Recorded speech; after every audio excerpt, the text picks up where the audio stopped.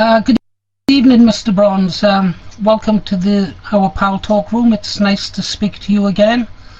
It looks as though I'll be talking to you this evening. TFI, the person who was scheduled to do it, seems to be absent from place of duty. Just remember after you finished speaking, Mr. Brons, to release the button on your key. So first of all, welcome to the room, home of the British resistance, supporting British nationalism, and a little bit unsure at this moment in time in which direction to go, Mr. Brons. So welcome to the room. What have you been up to lately, please, sir? I'm back from Croatia. I went over on Sunday. I'm sure the Sunday Telegraph would describe this as a jolly, but in fact it was out there to try to persuade the Croats not to join the EU, because if we can get that unraveling, you know, if they had a defeat there, it'll set their whole project unraveling, so it'll save our independence in the long term.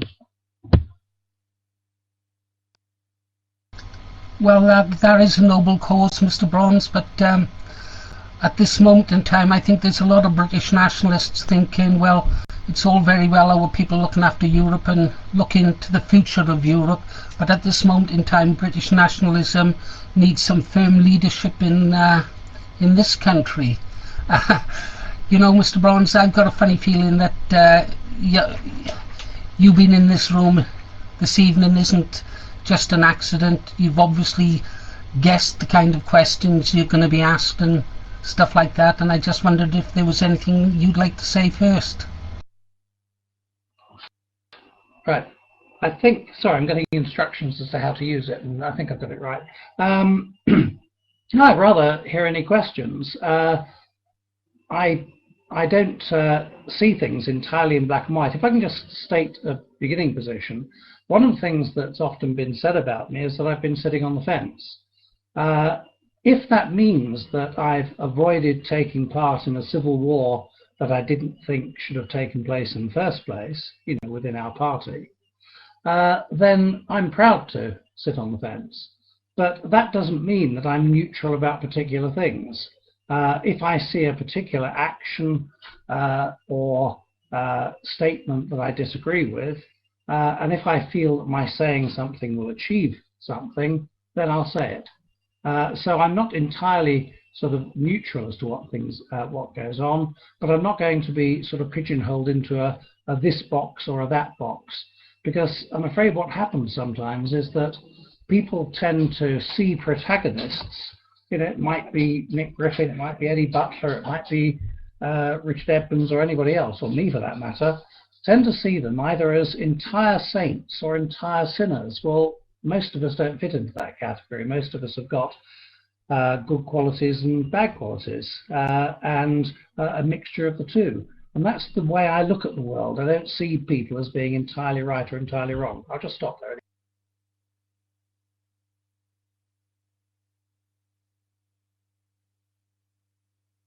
You've got to excuse me, Mr. Brons, I'm operating out of a cupboard this evening for my sins.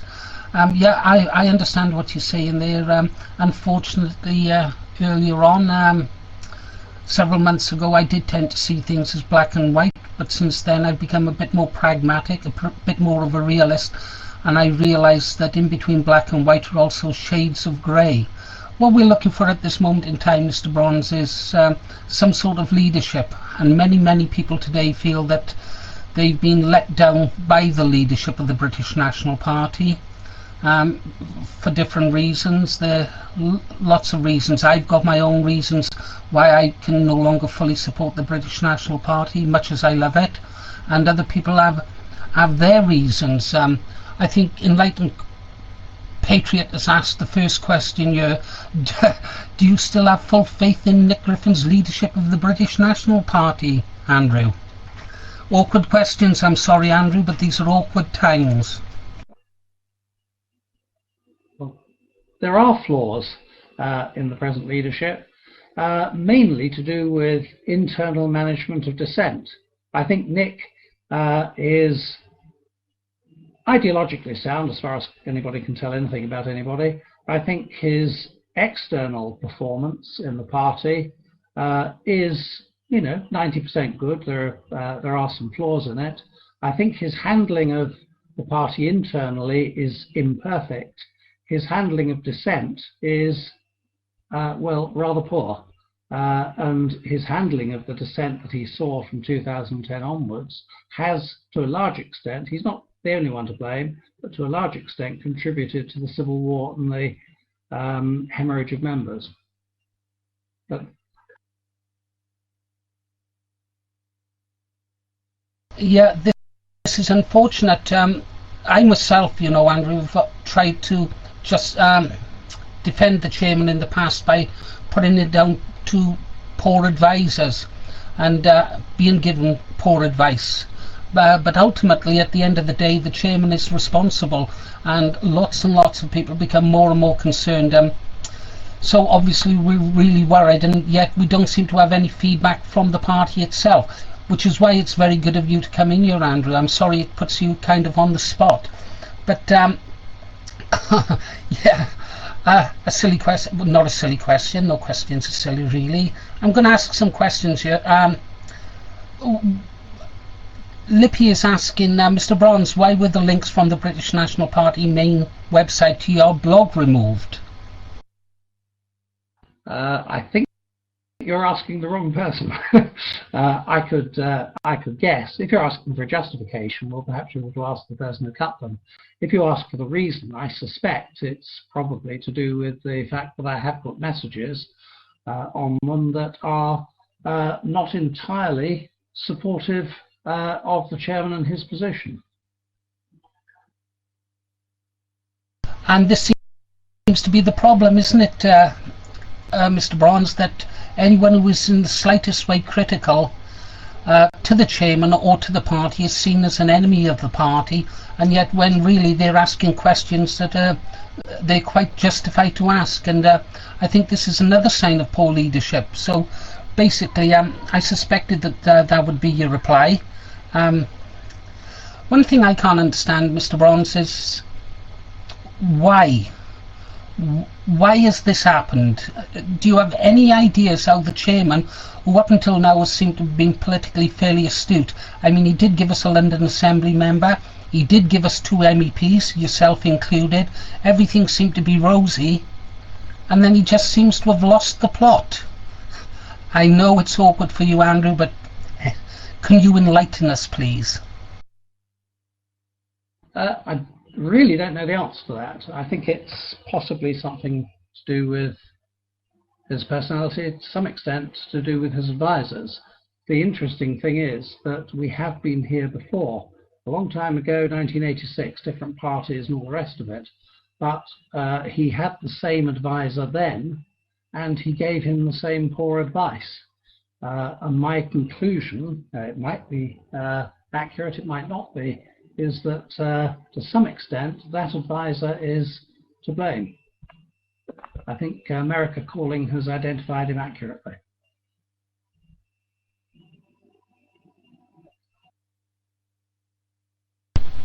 Yeah, well, as I'm proscribed and the British Resistance site is proscribed with the British National Party, I think I've got to agree with you there.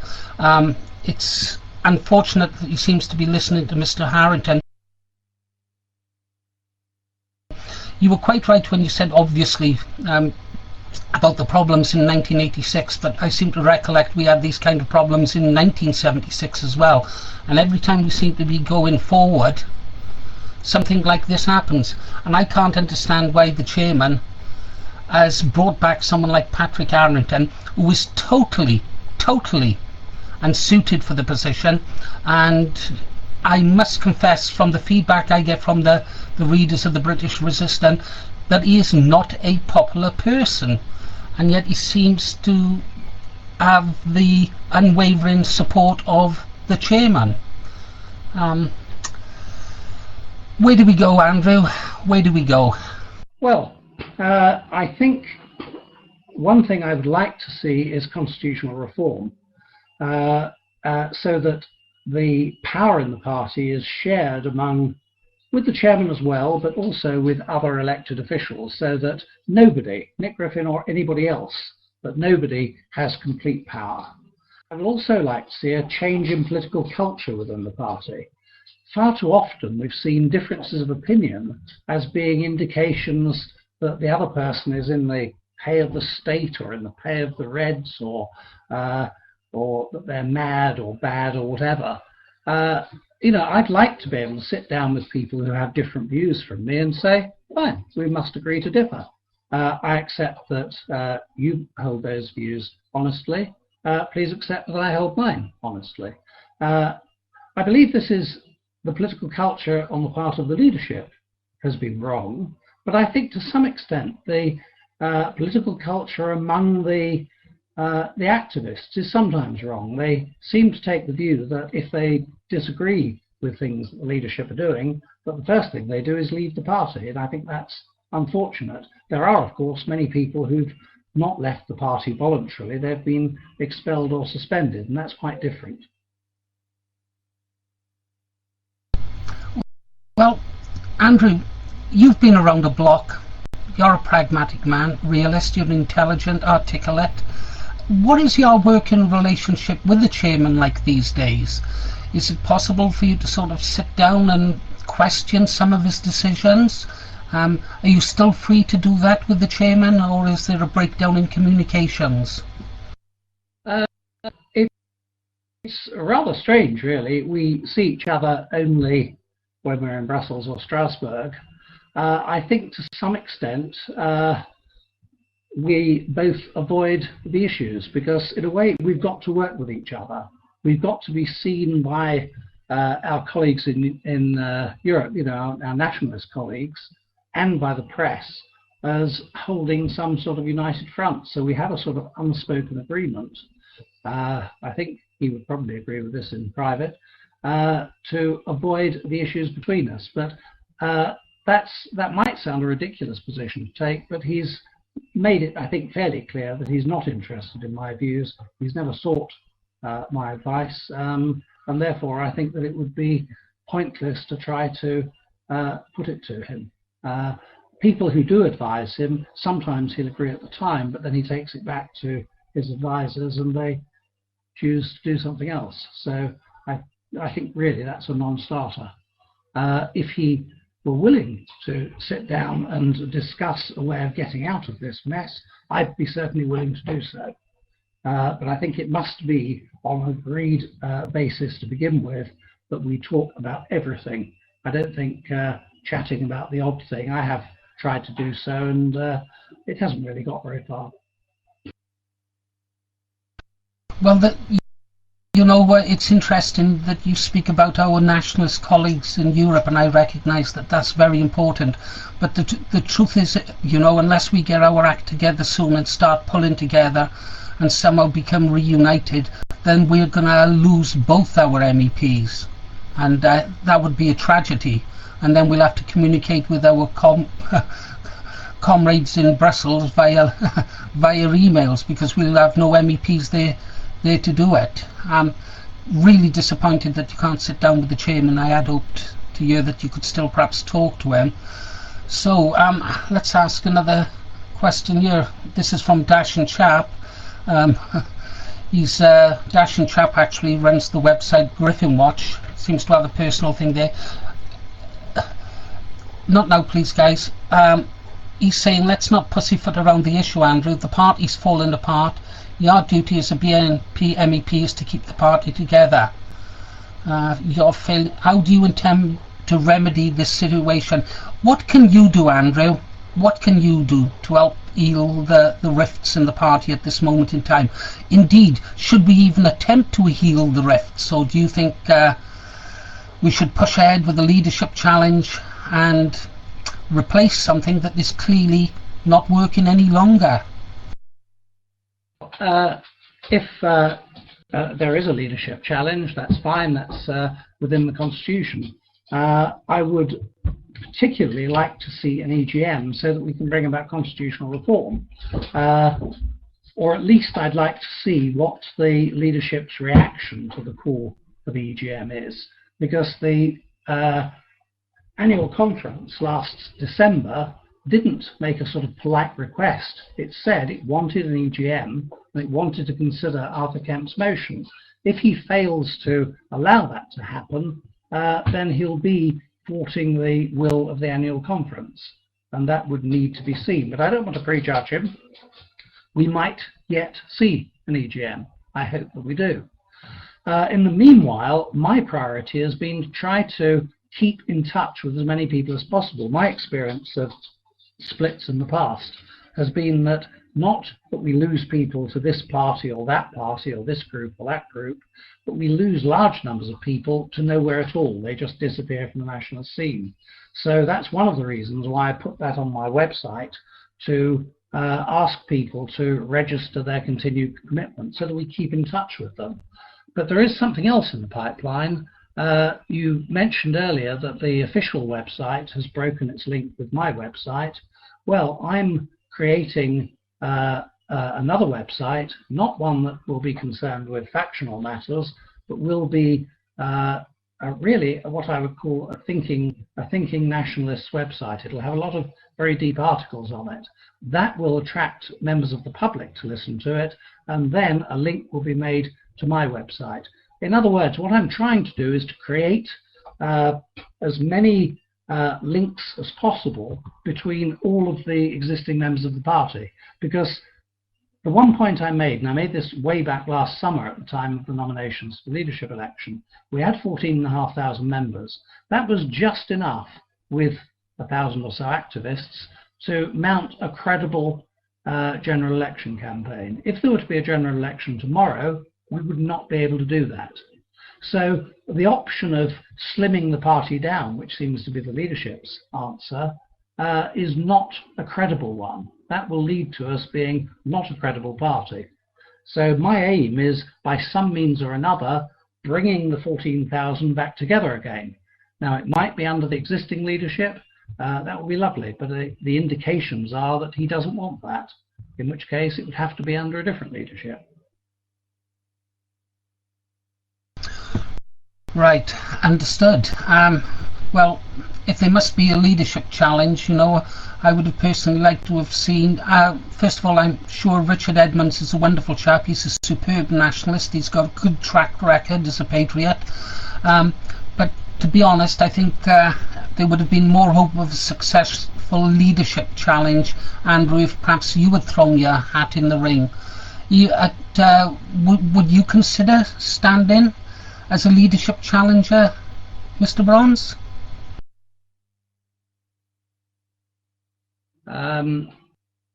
Certainly, I wouldn't be a third candidate in this present one. I would, you know, I have no wish, independent wish, to be party leader, but I do think that either we must have the reforms and the reunification, or there must be a change of leadership. I have faith that Richard Edmonds would be able to achieve that. My ideal is that it shouldn't be necessary to have a leadership challenge, and that the present leadership would come to its senses. But failing that, there must be a leadership challenge, and I would have faith in Richard Edmonds. He's a man of integrity and a man of ability, and he said that he doesn't want to hang on to the leadership for any length of time, but if he produces, one, a reunification, and two, some degree of constitutional reform, then that would be good. Well, you know, in a perfect world, Andrew, you know, I've always been a big supporter of the chairman. You can even say sycophantic. But, you know, I always hoped that the chairman would see sense, replace those people who were giving him what I consider to be poor advice. But since then, I've had a change of view. You notice in the room there's Councillor Kevin Edwards, a man who's been treated abysmally by the chairman of the British National Party, abysmally. And as have I, incidentally. I've had my confidence in him completely broken by things that he said and then done something different. So personally, I think that the chairman must be replaced. It's not a question, you know, now, Andrew, of wanting a position. It's a question of the best man to challenge the chairman for the leadership. And I do know that people are looking for a leader, looking for a messiah, looking for whatever you will. They need a leader, and at this moment in time we are losing people left, right and centre who are just drifting away from the nationalist movement, and they may not come back. So what happens if the leadership challenge fails? Because I can just see continued civil war, Andrew, because I for one could never accept Pat Harrington controlling the party, and I'm not sure I could continue to forgive the chairman for what he has done in the past. So you may not want the position, Andrew, but it's what's really best for the country and for the party, isn't it? Well, I will always keep an open ear to these things. We'll see what happens with the leadership challenge. I'm not convinced that it will be unsuccessful, but of course it depends on how it's carried out. You know, I'm not entirely convinced that it will be carried out entirely scrupulously. That's, I think, one of the problems. There is a danger, of course, and that is that if the party doesn't come to its senses one way or another, either by a change in heart of the leadership or a change in the leadership, then there won't be much left of the party by the end of the year, in which case we will then have to consider other options if the party grinds to a halt, which I think it will. I noticed one of the questions that was asked there about memberships. I really don't know the answer to that. But I am told reliably that the number of paid up members in one particular region, I'm not going to identify it, but I know which one it is, went from a high point of 3,000, which was either 2010 or a little bit before, down to 600.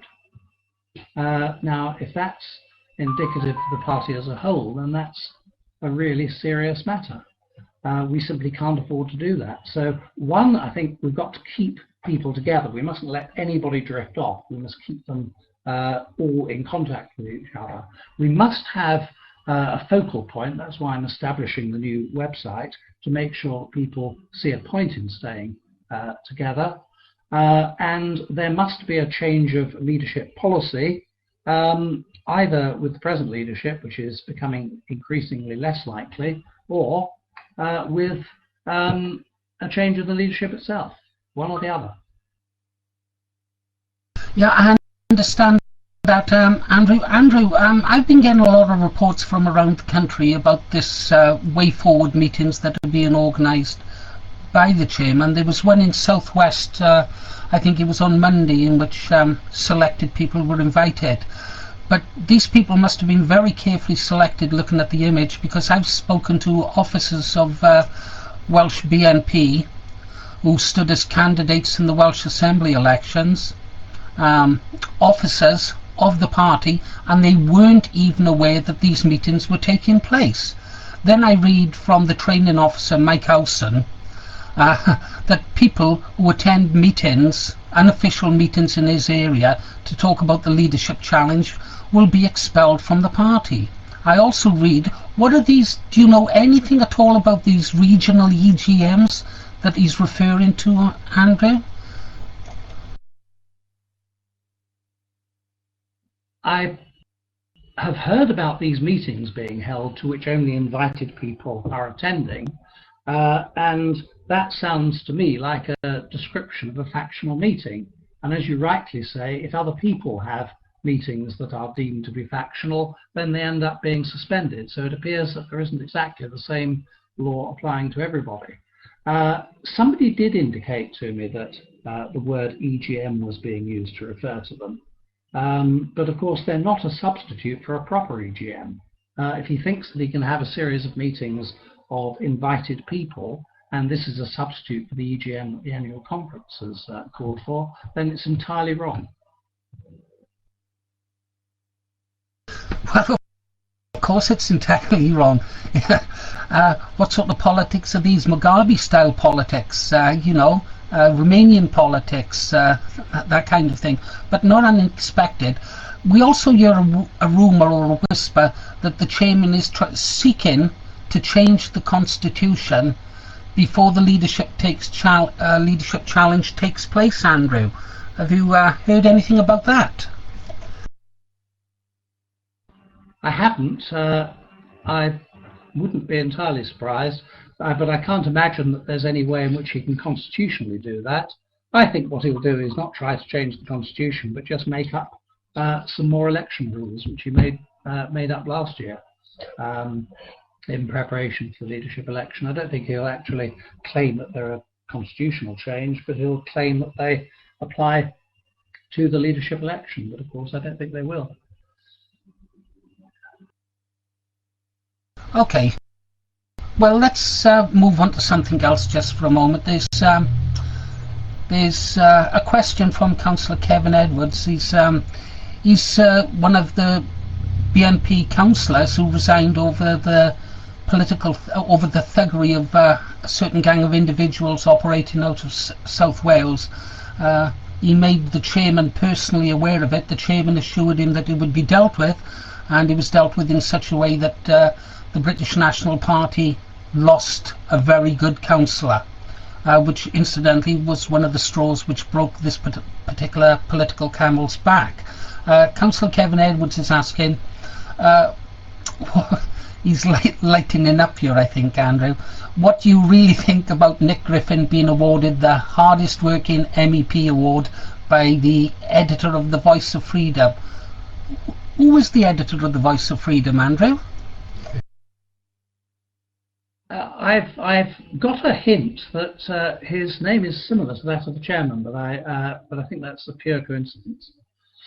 But the business in South Wales I know nothing about. But coming back to the question of hard working, Nick Griffin is hard working. He works hard as chairman of the party. In my view, some of the work that he does is in fact to do with factionalizing within the party, but that doesn't mean that he isn't hard working at it. But the problem with the headline was that it described him as the hardest working MEP. Well, that implied that he was hardest working at MEP work. Well, there are many MEPs in Parliament. Some of them I have no time for politically, but I would have to say are fairly hard working. Charles Tannock, who's a Conservative. The rather unusual MEP who was with UKIP and left, the person who describes herself as Nikki Sinclair. Might not think much of her, but she's extremely hardworking. So it depends really how you define. She's hardworking as an MEP. She engages in quite a lot of debate in Parliament, interrupting speeches and so on. I think we've got to look at this objectively. The thing that I took exception to with that article is it implied things about me, because it implied that I use my green weeks, those are the constituency weeks, as holiday, which I don't. It implied that the only activity I've taken part in the last 2 months was an activity in Thirsk on the 30th of March. In fact, I turn up regularly and take part in debates. The week in which that appeared, I gave 4 speeches in the plenary. Nick gave 1 speech in the plenary. So I don't think it's really fair to imply that I do nothing. Well, I think we'll all agree with you there, Andrew. I mean, I must confess, I did have a smile when I read your site and I read the article that you'd posted about it.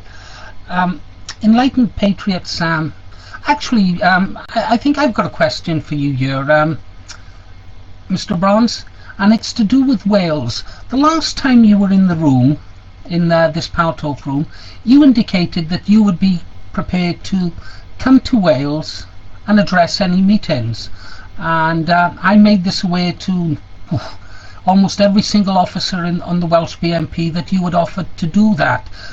Were you ever contacted by BNP Wales and invited to come and speak? And did they ask you to come and campaign in Wales during the Welsh Assembly elections? I've never been asked to attend the meeting and speak.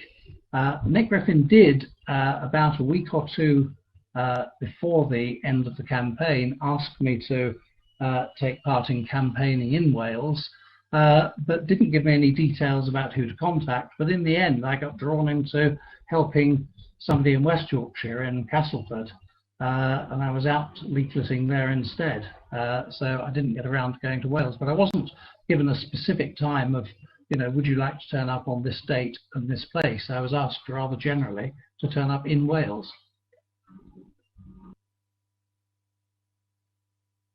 It's very interesting, and it answers a lot of questions for me about the way the Welsh campaign was conducted.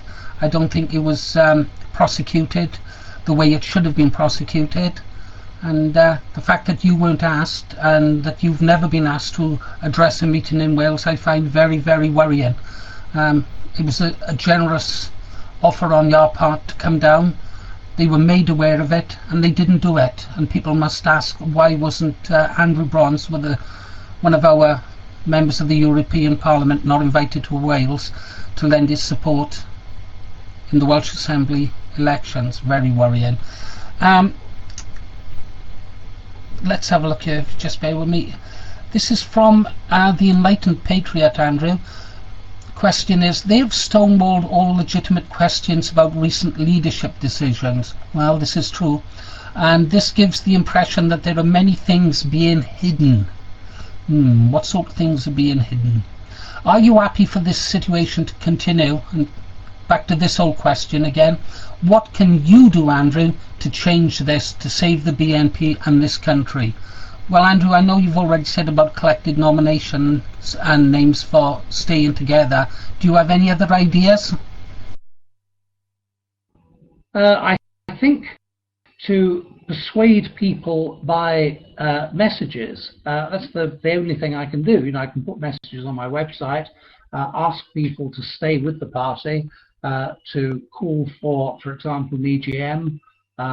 I'll give advice, very specific advice, when we know whether or not there is a leadership election, whether or not we know there is an EGM. But it's very difficult to, it's all very well to say, what can you do? Well, I can't sort of change the leadership of the party.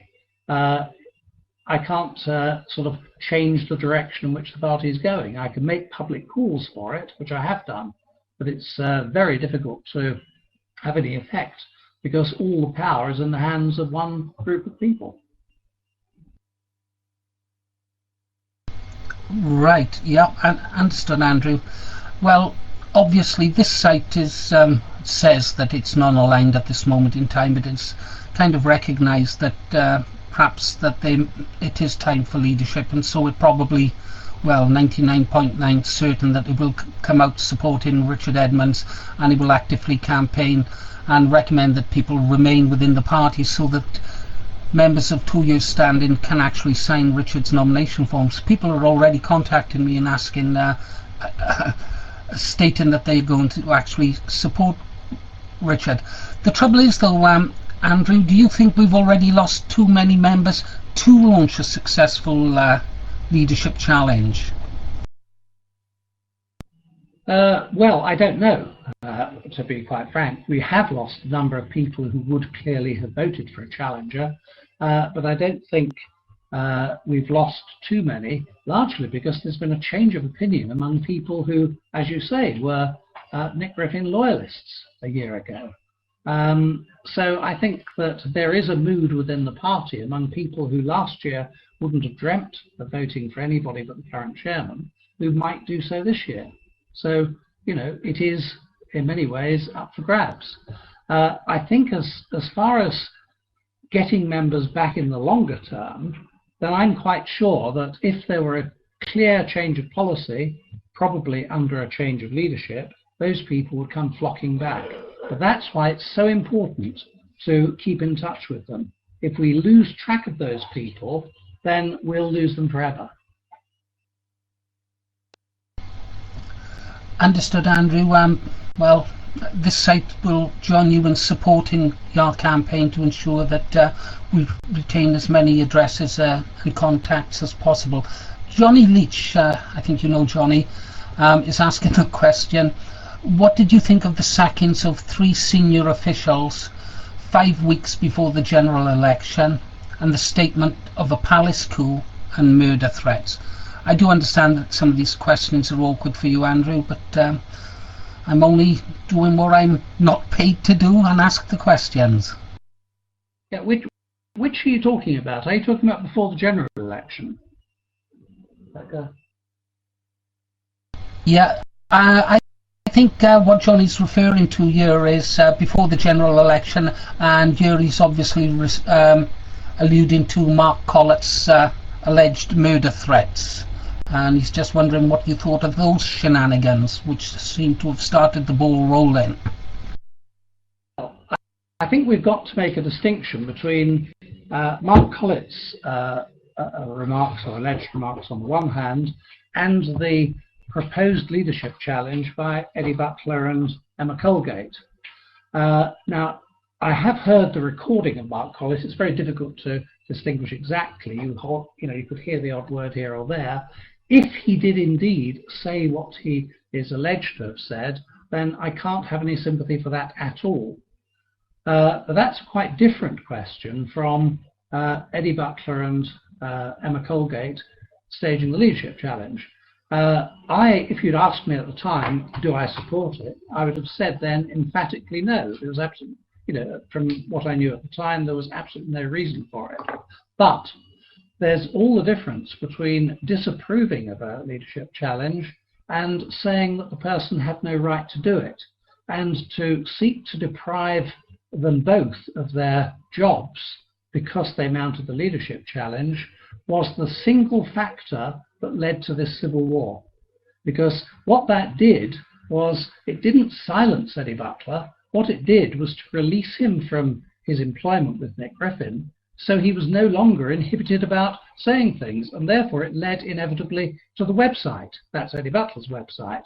That in turn led inevitably to the Nick Griffin website, and so on and so on. What's happened with this is that it's been ratcheted up.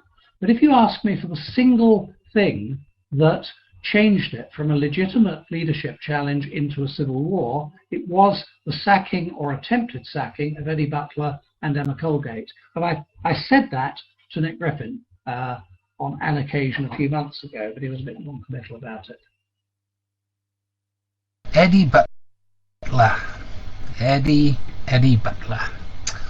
Well, I've mixed views on Eddie Butler myself.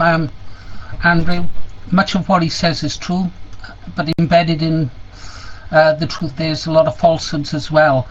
What do you make of Eddie Butler's support for the English Democrats? Indeed, Patriotic One has asked for your opinion on the English Democrats, especially perhaps Eddie Butler's pushing of the English Democrats. Hello. Yeah. I'm told that he hasn't actually joined the English Democrats, but certainly a number of his supporters have. I have no time for the English Democrats. I believe that their focus on England, as distinct from Britain, is ideologically unsound.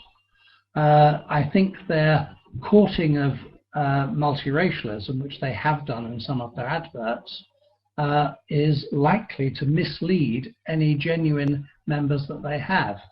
And I think that the move on the part of some of our members to join was wrong-headed, because it was inevitable that not everybody would go with them, and therefore the best thing, the only thing it could result in is a divided group of dissentients, some going with the English Democrats and some refusing.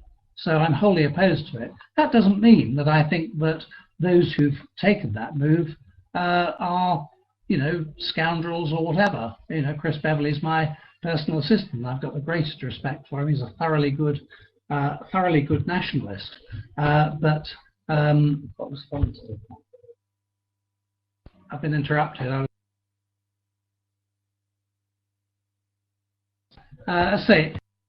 Chris Beverley is a thoroughly decent person. He was suspended and had little option because, of course, he needed to stand in the local elections. He couldn't stand as an independent there because there's a group called the Morley Independents, and therefore either had to choose of standing for them or really standing for nobody. So I understand why he did it and why some other people did it. But I think in the long term, I would hope they will reconsider that decision.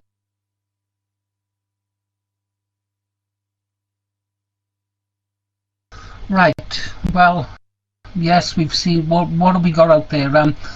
English Democrats, well, they certainly say they're anti-Welsh, that's for sure. They've been pretty insulting about the Welsh, and I guess I might take that a little bit personally, I suppose. They've been insulting to the Scots, and they certainly what I would call British nationalists. Well, I'm not even sure that they're English nationalists. And then, of course, we've got the British Freedom Party. I know that there's people in the British Freedom Party, Andrew, whose hearts will always lie with the BNP. But you know, when you see the ship sinking, you look to join another ship to continue the battle.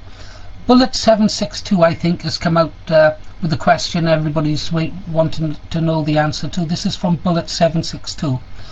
Mr. Brons, there are many members of the BNP who believe the survival of the party as a nationalist political force will depend on a successful challenge by Richard Edmonds. Here's the question. Are you prepared to publicly support Richard's challenge in order to provide the challenge with momentum? If that is the way of achieving a change in political culture and a change in the constitution, and a reversal of the extras of members, yes.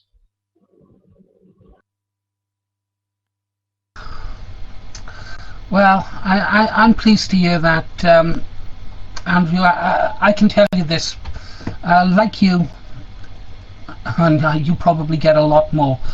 The phone doesn't stop ringing, the emails keep coming in, and people look to the site and they say, what are we going to do? What's happening? What are we going to do? And I have to say, I honestly don't know. I keep saying, where are our generals? Where are our leaders, you know? And you've given me a bit of hope for the future, Andrew, so I've got to thank you for that. Just going through the questions. No, I'm not going to ask. No. Oh, I'll have to ask it. Henry V wants to know, he's questioning the chairman's personal integrity, and he's asking if the chairman has redistributed members' money wisely, shall we say. I have no reason at all, and this isn't a sort of hint or a nod and a wink or anything, I have no reason at all to suggest any kind of personal dishonesty, if that's what's being implied. There has been mismanagement of money, there's no doubt about that. We were told in May that we were just in the black after the election, and then within 3 months we were found there was a deficit of, I think it was 580,000. Well, you know, either the first statement was untrue, or they managed to lose an enormous amount of money within a very short time, or there's been enormous mismanagement to produce that debt, or several of those all at once. There's no doubt about that. But that doesn't necessarily, or you know, there's no reason to suggest personal dishonesty there. You know, I will not make an accusation of personal dishonesty unless I have any evidence, and I haven't seen any evidence. No, and neither have I, and in all honesty, and although there's been a lot of accusations and allegations, no one has ever produced any evidence to suggest that. I think, I do think that the chairman is a patriot. I just think he's human, and perhaps we might have expected a little bit too much from him. It all seemed to go wrong when he went to Europe, but he does seem to say things there. You mentioned, he said that we were in the black when patently we were in the red. The other day he said that the Welsh votes increased, and yet anyone could look at the figures and see that we'd lost 50% of our votes in the Welsh Assembly elections. I sometimes wonder where he gets his information from, Andrew. Going through there, yeah. Right, here's a good question. This is from Minted Bob. Is it possible to be a Euro MP and give 100% leadership to the party? I don't think it is. I think Nick Griffin going to the European Union was one of the worst things that ever happened to the party. But there you go. What do you think, Andrew? I don't think it's possible to have a job like that, do it properly, and be a chairman under the existing constitution. You know, the problem with the existing constitution is it gives all the power to the chairman. So if he carries out his duties as a Euro MEP, and he does indeed, you know, turn up on most occasions and do what's necessary. You know, nobody's suggesting that he's neglected that, but the difficulty is that if you have that to do, and you have to do everything else within the BNP, you either drive yourself into a very early grave, or there's a danger that you will simply hand those decisions over to other people. And that's, I think, what's happened. When he's in Europe, in many cases, decisions are left to his advisors, one of whom isn't even a member of the party, and that is a danger. Well, a very serious danger, a very serious danger. In fact, the person I think you're alluding to, it's probably two members of the same family, actually, isn't it? Politically, I would have thought that they are diametrically opposed to what the British National Party stands for, so that's wrong. But that brings back the question. I seem to recollect the chairman saying that he would only stand for a fixed period of time as an MEP before handing over to a number two. I seem to recollect that. I also seem to recollect the chairman standing up and saying, don't come to me looking for a job as a researcher unless you've got all these superb qualifications. Now, I'm not sure how many languages Patrick Harrington speaks, or what his degrees are in politics and stuff like that, you know. But yeah, that's when the chairman started to lose it for me. So did the chairman actually say that he would stand down after a set period of time, Andrew? In fact, did you also agree to do that also?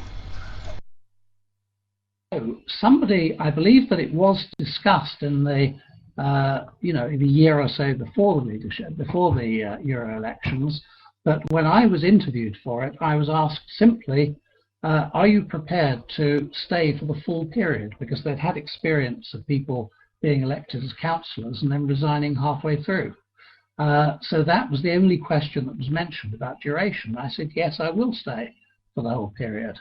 And that was the only thing that was discussed. I've heard it since. People have suggested that this was a commitment that was made, but it was certainly not made within my hearing, and it was certainly not asked of me.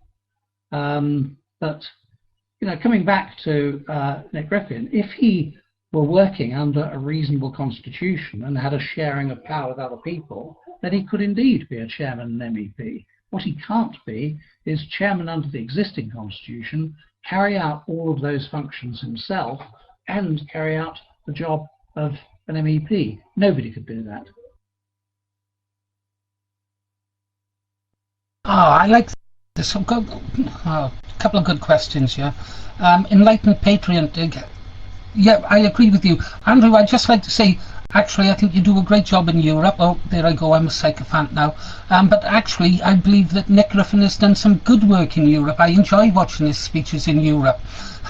Personally, I wouldn't have a problem with the chairman remaining as a European MEP if he just stayed out in Europe and looked after that whilst somebody more credible looked after the party in this country. Enlightened Patriot is asking, Andrew, do you think it right to kick small business printing companies between the knees who risk losing their reputation for the British National Party by printing BNP literature and then need to take the BNP to court for payment? How can a nationalist party allow that?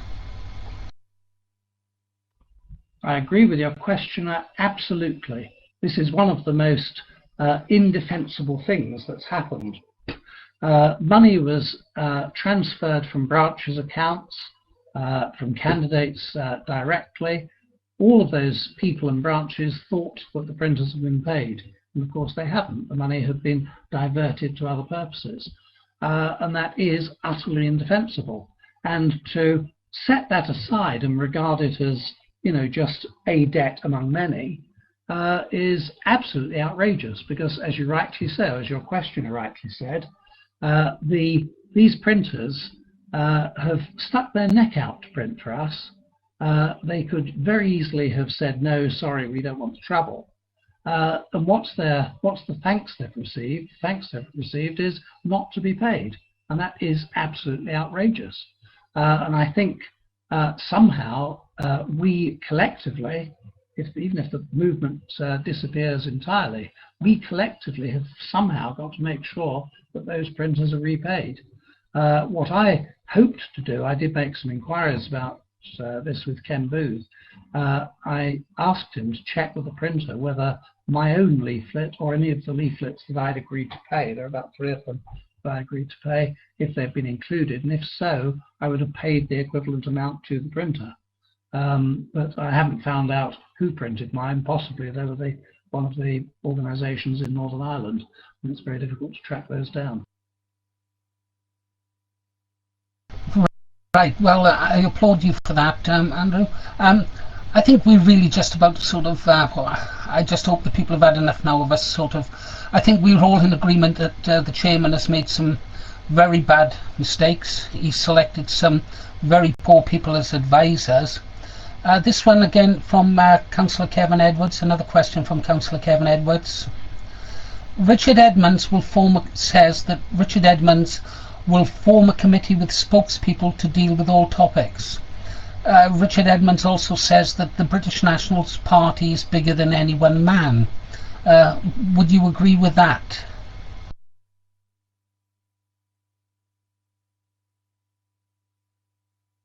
Right.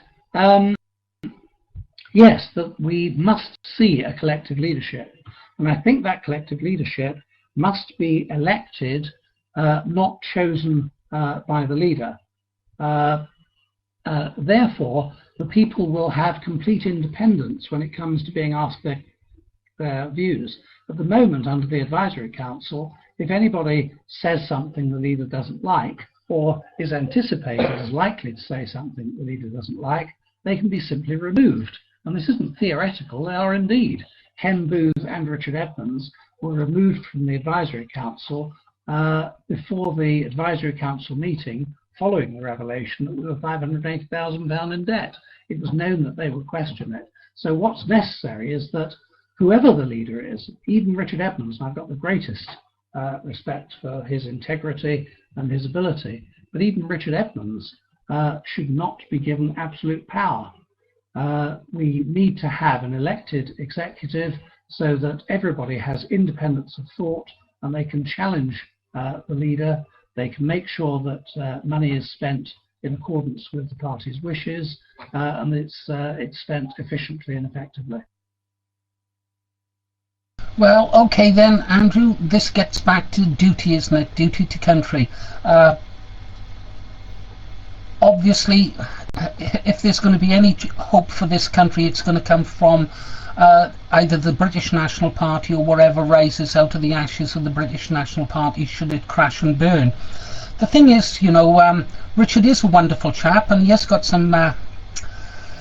He's got a good past in British nationalism, but he's also got a bit of form. Now, I personally don't consider that a bad thing, because anything he sort of got up to, he got up to in the business of supporting this country.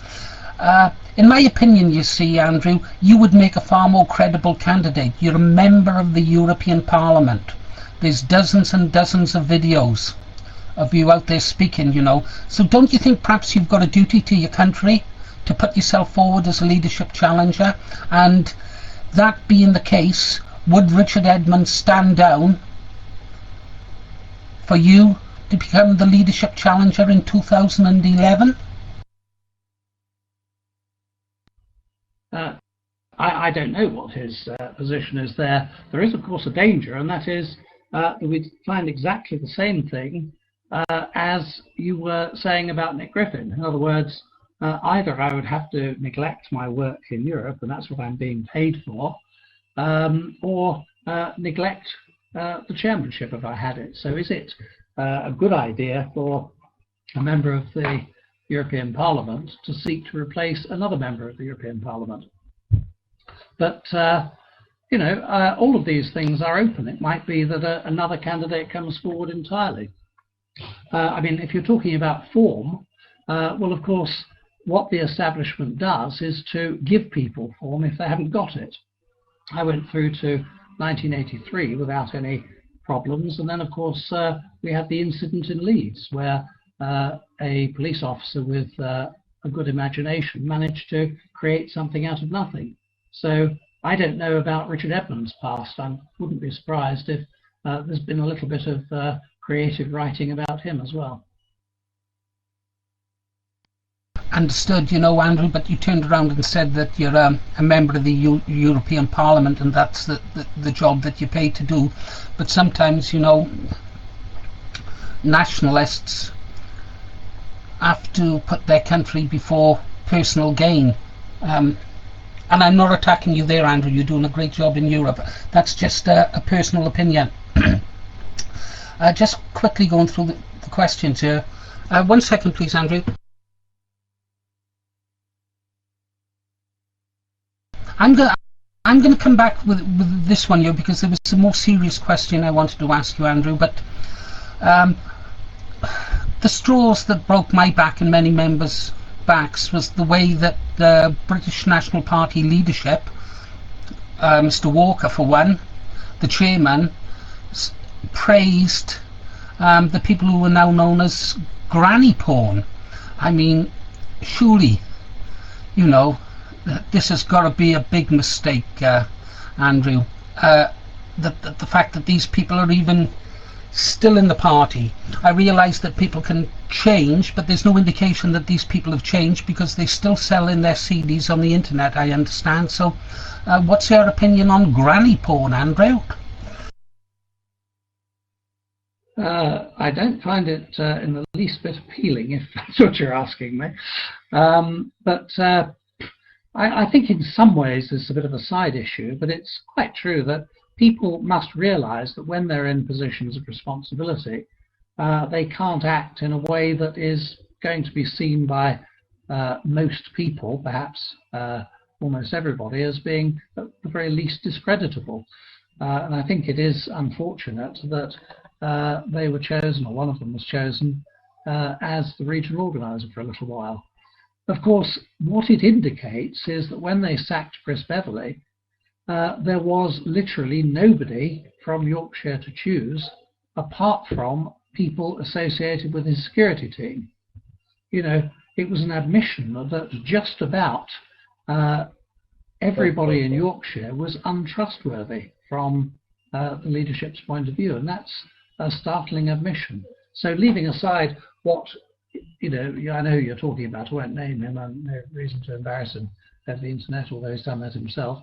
But he was the only person they could choose. And when eventually he stood down, they had to look for a region organiser from outside the region, that is Adam Walker. Oh, and that is unfortunate because, as we know, Adam Walker's got a bit of a past himself there, which we won't actually talk about. So, yeah, I can understand the problems they were facing. This is all pretty grim stuff. Do you find it sad, Andrew? I know I do. I mean, I believe that Nick Griffin could have gone down in nationalist history as a real great man. There comes a time, no politician's life ever ends happily. He could have been a great man. Do you think now he's in danger of going out and remembered in national history as being bad for British nationalism? Has he lost that chance, or can he redeem himself? I agree exactly with what you say, because I think he's, as far as we can tell, he's ideologically sound. I've never had an argument over substantive political issues with him, and we do discuss them at some length. I think his presentation of the party outside, there have been one or two little hiccups. I'm not going to mention them, but by and large, I would say, 90% plus of the time, he does a tremendous job. He has skills as an orator, certainly skills as an orator that I don't have. So he's got many extremely good qualities. But the unfortunate thing is, as you say, he's damaged his own reputation by the way that he manages the party internally. particularly the way that he manages dissent. And that's the problem. You know, in a way, if you do that badly, to the extent that you're in danger of actually destroying the party or of driving away, you know, a large proportion of the membership, then all the other is unimportant. So to sum up my answer, yes, I agree with you. You know, that if he hadn't had that unfortunate way of handling the party internally, he would indeed be seen as an unmitigated advantage for the party. But as you say, he might completely destroy that, and all of those good points that he has will be forgotten, which is a great sadness.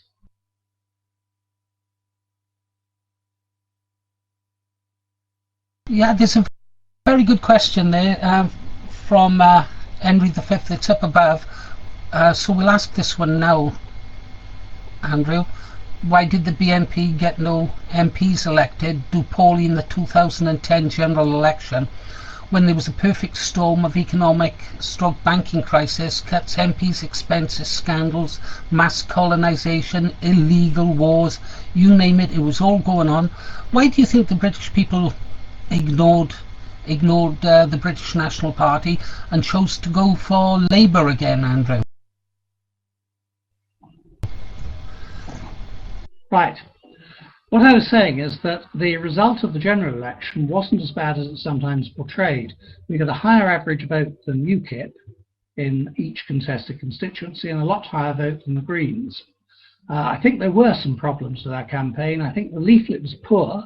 It only discussed 3 policies, though compared with some local election leaflets I've seen since then obviously it covered 3 more policies than they did.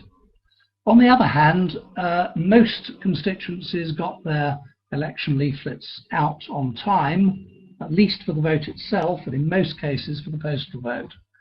I think the election broadcast came over relatively well. I think the Marmite business was ridiculous and should never have taken place, but I don't think it actually lost as many votes. I heard some of Nick Griffin's interviews. The ones I heard were fine. I don't make any criticism of those. The reason that we didn't break through, the reason we didn't get people elected, is the simple fact that under the first past the post system, you've got to get something like 30% of the vote, and it wasn't really likely that that was going to take place. Yeah, understood. I don't know about you, Andrew, but I think we're just about done having a look at where we went wrong in the past, and the problems of the chairman and his flaws, and the problem with the BNP leadership. I think perhaps spend a little bit of time now talking about the way forward. Let's just reiterate this then, Andrew, so we're all clear. When Richard Edmonds becomes the official challenger, it is highly likely then that you will be supporting him in that challenge. Am I correct? Yes, unless something happens in the meanwhile to contradict that, you know, such as the leadership suddenly having a complete change of heart. But I think under those, you know, and bringing about constitutional reforms and so on, I mean, if that happened, I think Richard Edmonds might have a change of heart. But as things are at the moment, and as we can predict them, yes, I agree with you, I would. Okay, right, thank you for that. Okay, we've got that cleared.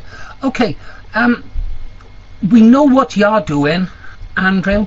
Can you sort of summarise what we as nationalists should be doing over the coming months to prepare, if you like, for a resurgence within British nationalism, Andrew? I think that the most important thing is to keep our members together. Those who've left, we must keep in touch with, because they must be invited back at some stage. I think we've got to make sure that there is a party worth saving. There's a great danger that the party might fall apart, so it changes hands and we find out that there's nothing left for it. I think we've got to start rebuilding important ideas like the development of serious ideas. That's why this website should be supported. Yeah.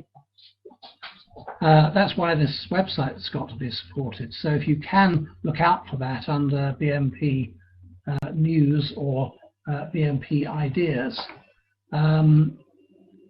Yeah, but in the meanwhile, we've got to work for the party and particularly work for its unity. If the leadership challenge does take place, then people must work during that as well and make sure that they don't leave it for other people to carry out the nominations over voting. Well, here's a good one from Caution Crusader. He's asking, you know, and it's another question to come after this one, Andrew. He's asking, and it's a good question. What do we do if the leadership challenge fails, Andrew? Can the party, would people get behind Nick Griffin, get behind Patrick Harrington? You know, do you think they'd do that? Could you get behind the chairman under the current leadership, Andrew, with in all sincerity? Could you do that? As long as the party seems as if it's going to continue to exist, then I would stay with the party. I would, I think, probably feel a little bit disheartened if I saw the party going downhill. I don't want to answer a hypothetical question, but if what you're saying is that if the party were to effectively disappear as a result of the current policies of driving dissentients out, then we might have to think again. But that's in dealing with a sort of unforeseen set of circumstances that we really can't talk about. I think what we've got to do is just look to the proposal for constitutional change, two, the proposal for the leadership election. Okay, that's clear. That's good stuff. But British activism, yeah, and it's a good question. Basically, he's saying, is it too late? Given that the demographics are already against the British people, you know, is it too late? 1 in 6 people in England and Wales are now non-white. Yeah, don't really want to talk about race, but it's got to be said. Most of our cities are lost to the British people. Is it too late, Andrew? I don't think it is, because I think that if we did get a breakthrough, then that in itself would produce a change.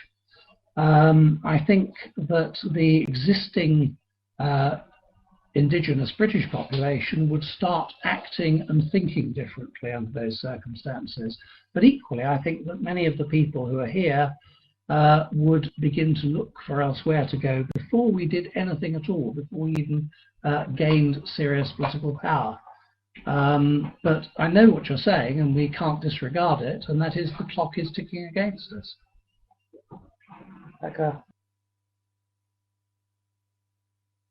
Yes, the clock is ticking against us, isn't it, Andrew? And we've been waiting and waiting for the British people to wake up, and that's all we can keep doing, is keep trying to wake them up.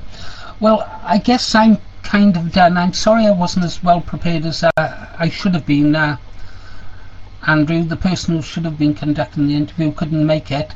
I'm just wondering now, Andrew, is there anything you'd like to say to sort of wind up, if you like, the official part of this chat? And will you be sticking around afterwards, and would you be prepared to answer questions from the floor? Yes, I'll certainly answer questions from the floor. I think, I'd like to thank you for inviting me to come on. We must be talking, and we've got to be talking constructively. And I think one of the things about this evening is that it has been constructive talk, not just sort of yah-booing or anything like that. What's happened is we have been discussing, where we can go from here. I'm sorry if I haven't had many of the answers. We are in a very difficult position. What usually happens in a political party, if the leadership finds that its support is receding, then usually it's the leader that goes. What happens in the British National Party is that it's expected that the members should go. if they fall out with the leadership. Well, that's a very unusual feature. And I think we've got to overcome that, like a lot of the aspects of our political culture. But I'll certainly answer questions from the floor, yeah. Thank you, Andrew. I love a man with a sense of humour. Yeah, on behalf of the British resistance, we only exist to serve you guys. So thank you very much for coming to the room. I think, you know, we have indicated to the British National Party that if they would like someone to call into the room on a formal or informal basis, we would certainly give them a platform. I mean, we've given everyone a platform in this room, really. We've had Mr. Butler in here, we've had Mark Collett, Paul Golding, Jim Dawson, you name them. Lee Barnes, boy, he gave me a roasting. So we've had them all in here. I think, though, having a look at the numbers in the room this evening, Andrew, we can see that the way, if you like, support or interest for British nationalism is drifting away. I fully expected to see several hundred people in the room this evening, and unfortunately we're nowhere near that number. Okay then, gentlemen, if you wish to ask Mr. Brons a question, please raise your hands, and any nonsense admins, please red dot those people straight away, please. So if you have any questions for Andrew, please raise your hands, and there'll be a queue system, so I'll control it then. Johnny, away you go. Hello, Andrew. Very, very commendable for you to come in here tonight, considering what's going on in the party. I think the last time I see you, Andrew, was on the back of a barge after the Trafalgar Club on the Ross on Wye, when it started raining. We all had to run inside. Andrew, do you not think what's going on at the moment with Nick is very similar to what happened in 1986 in the old NF? Do you not think it's very similar to the situation at this present time? Your mic, Andrew. Exactly the same. And of course, the same person did the advising. Yeah, and for those of you who don't remember your nationalist history, the same person advising then was Patrick Harrington. All very strange, history repeating itself. Somebody else like to ask a question? I see we've got the National Front in here this evening. Hands up please then for questions, guys. Councillor Kevin Edwards, do you have any questions you'd like to ask? Here we go. Right, it's a queuing system, so after Mike Frank's one, then Henry V, okay? So that's it. Take it away, Mike. Yes, it's my opinion, Andrew, that we should stick to our racial core, which is what's keeping the people together in our movement. And I just wonder whether you think, like me, have been around this game for a long time. Under John Tyndall, and we built it into a racial nationalist movement, that we should keep our fundamental principles. I mean, I explained before that we're not a party like the others, that we're a party of people of many different political persuasions join us for our bread and butter policy, which is supporting the survival of the white race. Yeah, I agree with you absolutely.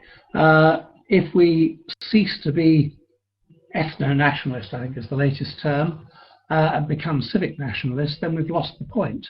I remember a German MEP about a year ago asked me about the difference between us and UKIP.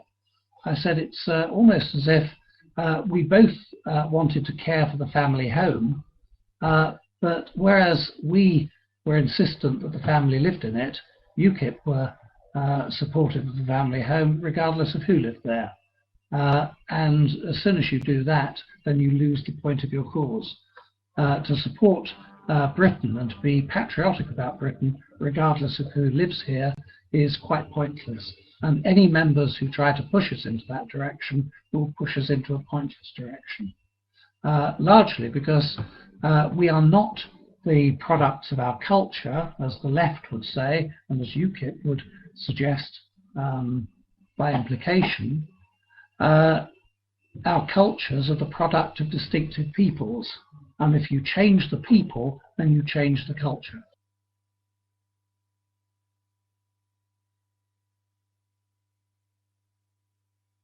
Go ahead, Franks, please. Evening, Mr. Brons. I'm very pleased to be asking you a question. You've talked this evening, your main thrust has been attracting or keeping the members.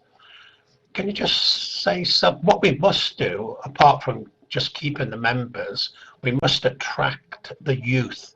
Can you say just something on that? How do we attract our youth? Especially because they're in an educational system that really espouses multiculturalism. How do we attract our youth? I agree with you absolutely, and I've noticed this, that if you contrast it with the nationalist parties around in the 70s and 80s, then we had a predominance of youth. I think at the time we thought an over-predominance of youth. Now they seem to be as rare as gold dust. I think one of the reasons for this is that along with the process of trying to, if you like, get rid of what would be deemed to be rather fringy ideas, we've actually got rid of ideology. And if you take the ideology out of a party, in some ways you take away its intellectual excitement, especially for young people. So we forget to talk about nature and nurture. We forget to make the distinction between legal citizenship and indigenous nationality. And if you do that, you cease to provide an intellectual challenge for those young people who want something rather different. And we appear to be terribly irrelevant and old-fashioned. I think if we get back to creating a stimulating and exciting ideological atmosphere, then we'll start to attract the right kind of young people. Good evening, Andrew. I was saying, shouldn't the BNP's focus be more on the economy, cuts to the NHS, public services, and the fractional reserve banking scam? Because in my opinion, it's the international banking elite who are driving the globalisation, multiculturalism, mass colonisation agenda, you know, in the drive for a new world order, open borders, cheap slave labour, you know, for the benefit of the multinational corporations. And they're actually persecuting the people in the third world through like third world debt, you know, expecting them to sell their resources dirt cheap to us, raping and pillaging their resources and natural wealth, you know, and eroding their currencies and encouraging mass immigration to European lands. You know, if there's no reason why they should leave their lands because they're very fertile and full of natural resources, shouldn't the focus be more on, and also pinching skills as well from the third world, which is a detrimental effect on these people? Shouldn't the focus be more on that? Yes, I absolutely agree with you. And in fact, I'm a member of two committees in the European Parliament. Well, one of them, Libe, you know, the Civil Liberties Committee, is full of quite a lot of sort of left-wing people, and even the left-wing among the right-wing, if you see what I mean. And I'm only a reserve member in it. But when I'm in there, I try to say things from their perspective, and it does make them very uneasy. For example, I say that you know, immigration, granting immigration, is often regarded as being a generous thing, a kind thing to do. I said, but what it's actually doing is treating individuals as though they were anonymous facts of production rather than real human beings. And that really is the most dehumanizing thing that anybody can do. That as far as looting the third world's concerned, you know, I've tried to pin down commissioners on this, Commissioner Malmström, and they have no answer to it. You know, I say that, you know, is it really a kind thing to take medics and nurses who've been trained by, say, the government of Mali, one of the poorest countries in Africa, taking away their people who've been trained at their expense and bringing them over so that we can use them as cheap labour in the National Health Service? You know, there are a lot of people out there who wouldn't dream of voting BNP, and one of the reasons they wouldn't is they think that it isn't kind, it isn't principled. But my next newsletter, its headline will be "Stop Robbing the Third World of its Medical Staff." Because unless we're prepared to go the extra inch, not to compromise our principles, but to wrap up our principles in language that will appeal to some people who would see themselves as liberals, then we won't get anywhere. You know, that I think it's about 1 in 5 people say they're prepared to think about voting for the BNP. There's another 3 out of 5 people who say they see where we're coming from with regard to our policies, but they are not actually prepared to vote for us. Those are the people we've got to win over, simply by changing our language. A lot of people think we've got to change our principles for them. No, we don't. As I said to an earlier questioner, we must maintain our principles absolutely 100%. Yeah, that was a very good answer, Andrew. That's what I think the focus should be on, really. It's exposing the establishment, because they're the real racists and they're the real evil, for want of a better word, scumbags, because they're the ones who are exploiting people from the third world, and they're, as well as they're exploiting their own people. I mean, it's the global banksters who are behind all this, the elites, your Rothschilds, Rockefellers, etc. They're the people who need to be exposed, and if we can educate people and expose, what they're actually doing, then I'm sure the BNP could gain a lot of support that way. I agree with you entirely that it's largely the sort of banking system that determines the global economy, and the global economy is based on the idea of moving people around as easily as they move goods around and treating them with as much respect. And you're right, we've got to show that they're the dehumanizing ones, not us. All we want to do is to look after our own people in their own countries. One of our Hungarian colleagues put it rather nicely in the first Libe meeting she ever attended. It was a talk on immigration. She said, yes, what I want to promote is the right of people to stay in their own countries. And everybody looked at her, and they didn't know how to respond. Back again for another couple of questions, Andrew.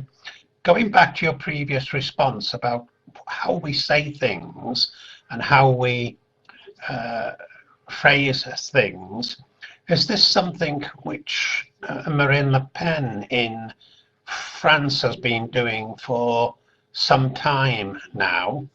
If you could answer that question and let me know, or let us know, what you think of her. And the second thing is the Schengen Agreement on borders, where the Danish government have just imposed some controls, and I think the EU are also bringing in some temporary controls. How do you see that going? Is that a small victory, or is it just that might be permanent, or is it just temporary? With regard to Marine Le Pen, I really don't know. I think she's quite right to avoid being drawn into controversial issues about what really happened 50 or 60 years ago. I think it's a pointless debate to get into, and she quite rightly avoids it. And she certainly understands that the way that we present our ideas is important to gaining support. Whether or not, as you've said or implied, whether or not she's as true as her father is to the initial principles, I really don't know. I've met her on several occasions. I've never had a long discussion with her. So by saying that, I'm not sort of making any innuendo against her. I really don't know the answer to that question. With regard to the Schengen borders, I suspect they're bringing them back for short-term expediency to show their electorates that they are doing something, or pretend that they're doing something about immigration. But any return to them, I think, is a good idea, because what it'll do is to get people back to the idea that borders can be re-established. everybody concentrates on the idea that it makes it a lot easier for people to sort of travel around Europe without borders, but in fact it makes it much easier for organised crime to carry on their drug smuggling and their human trafficking. And you know, I think the retention of those borders and the return to those borders is absolutely vital. Well, we have got an opportunity with PR again in the GA in the GA elections this next May, where we did hold a seat. I mean, that is a possibility. Another 5% would guarantee us another seat on there. I will say though, one of the good things about this facility and the likes of that conference that happened last Sunday is that you've got a great chance for people to air different views in the movement, or to raise certain different issues. You know, that's one thing that's been lacking in our party. You know, most meetings we go to, they're not directed for discussion. It's a presentation, and that's it, whether you like it or not. There's not very little room for debate in our party. And this sort of facility, conference we had on last Sunday, meeting people from all parts of the country, building bridges, is what's about uniting this party. Because at the moment, that's what we jolly well need, you know. But we have got a great chance in the GLA elections next year. If we get the right candidate, we need a new leadership, of course, before we achieve that, because I don't think we've got any possibility, any chance of achieving the correct candidates under the present leadership. I think Nick will choose his own candidate, which will be with no one with any particular public profile will have any chance of winning that seat. But I think if Nick did step down, we could unite the party with Richard, and that would be our next objective, surely, to win another seat on the GLA with someone who's competent, who's not going to fall away at the wayside, and stand firm for the cause in London, because we have got a solid base support in London. It might not be 20%, we certainly could go out there and get 5, 6, 7% in London. No reason why not. Hello. Yes, I agree with you that if we get our own party act together, then we might well win a seat there, and for that matter in 2014 keep one or both of the Euro seats and even win some more. But if we carry on the way we are at the moment, there simply won't be a party machine to stand a chance of doing that. And I really find it absolutely amazing that it seems to be thought by the present leadership that we can drive away half the party and still manage to hang on to those seats.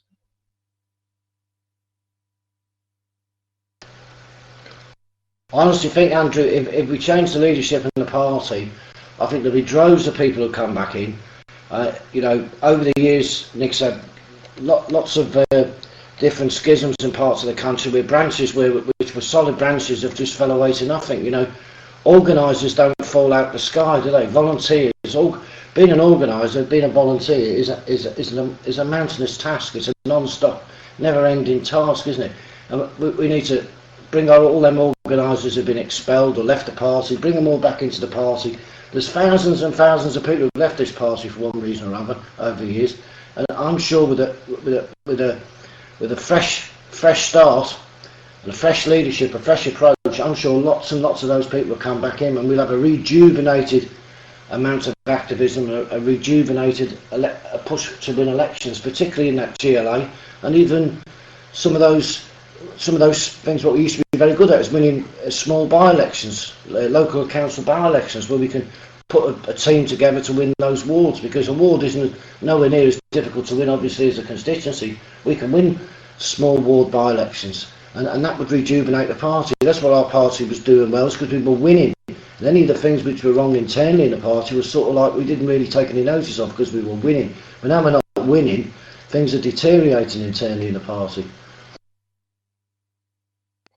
Yes, I mean, what the important thing isn't just the number of members that we've lost, but it's the number of activists. As I say, at the time of the general election, we had 14,500 members altogether. It depends how you define activists, but probably we could say that we had somewhere around 1,000 regular activists. It's those people who've been hit more than any others. Now, sometimes members of the leadership will say, oh well, if we lose members, we simply recruit others. But that's based on an assumption that there's a sort of bottomless well full of potential activists, and there frankly isn't. If you look at any area, I think Oldham is an example, where for one reason or another, and I'm not familiar with the reasons in that case, you lose the activists in a place, it holds that place back for 10 years. If you lose activists over most of the country, then it'll hold the movement in the whole of the country back for that number of years. And this is something that isn't understood. You know, there's a limited number. I think I calculated it once as being something like, 1 in 100,000 or something like that, who might be an activist for the BNP. And if you get rid of those people who are already activists, or a large proportion of them, you don't replace them overnight. Well, from what I can see at the moment, Andrew, and I'm sure from what you've said tonight, you realise it yourself, whole areas have been affected by this, as you put it, a civil war in the party. For moderate dissent, not even for anything particularly, outrageous, if you like. I think the organiser in Southend was sacked. The fellow had been there for a good while, and stood, I think, in every single ward in Southend, had candidates in every ward, which is very, very commendable.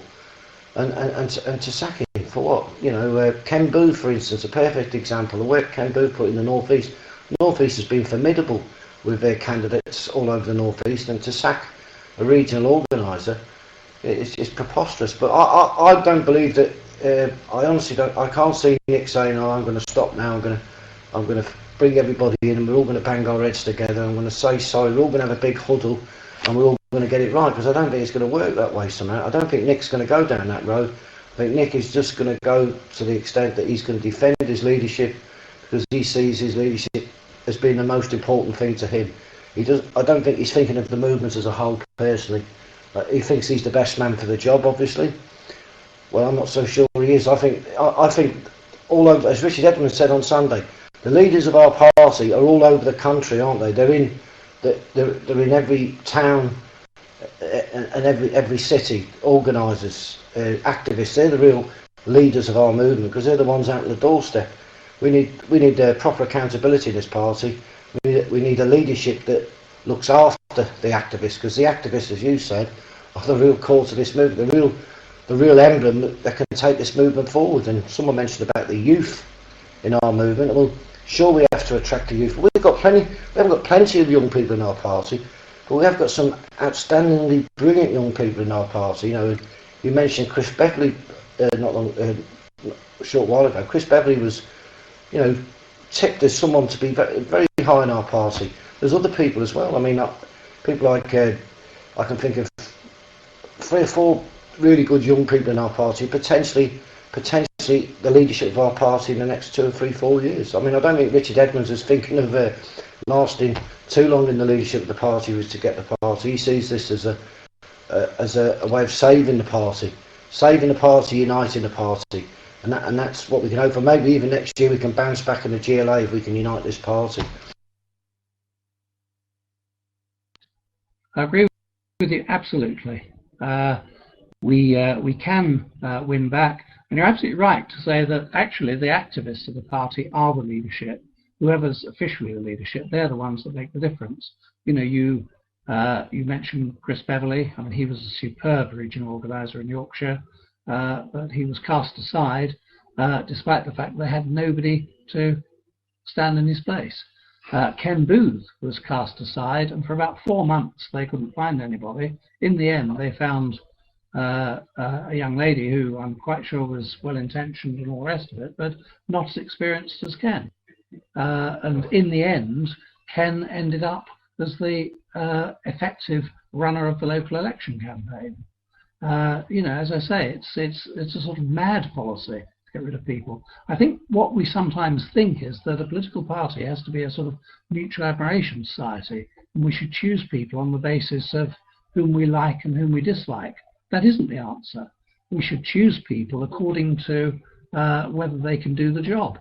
And, whether I happen to like Ken Booth and Chris Beverley, but even if I didn't like them,